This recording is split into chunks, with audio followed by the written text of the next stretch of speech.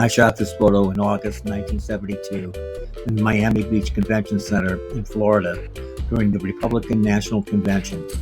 This now 33-year-old photograph was taken at a party the Young Republicans hosted one evening inside the convention center. It was a sharp contrast to the thousands of people on the outside protesting the war in Vietnam.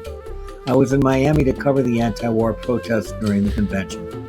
I was shooting for a semi-underground newspaper, the St. Louis Outlaw.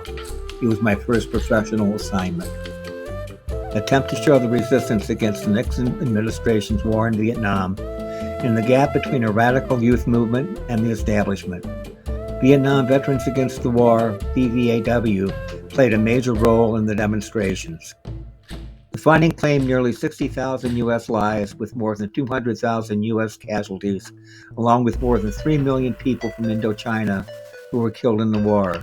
It is estimated that almost 100,000 United States Vietnam veterans committed suicide after the war officially ended.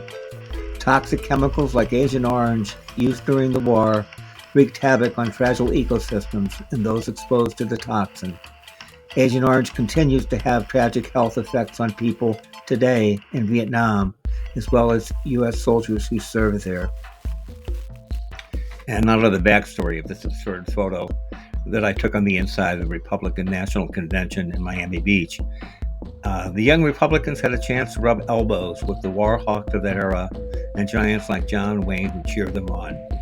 I hitchhiked from the outskirts of St. Louis, Missouri to Miami Beach, Florida. I was with my friend Pat, and one of the first things we did was check in at the protest tents where we met other journalists like folks from the Liberation News Service, LNS. And they got us inside the convention center. They gave us fake Rolling Stone magazine, press credentials, and that opened many doors to us, like experiencing the Young Republicans. The Young Republicans were drinking a lot at this soiree and seemed oblivious to the rest of the world. A young woman approached us and said, "Where are you guys staying?" And we told her at the protest camp. She then said, "Do you know Abbie Hoffman?" For those of you who don't know who he was, Abbie Hoffman, he was the founder of the Youth International Party, Yippies. He also went to trial as one of the Chicago Seven for his instigation of anti-war protests at the 1968 Democratic National Convention in Chicago that ended in a police riot. Then she said, "I've got some great pot and I want to get Abbie high. Can you introduce me?"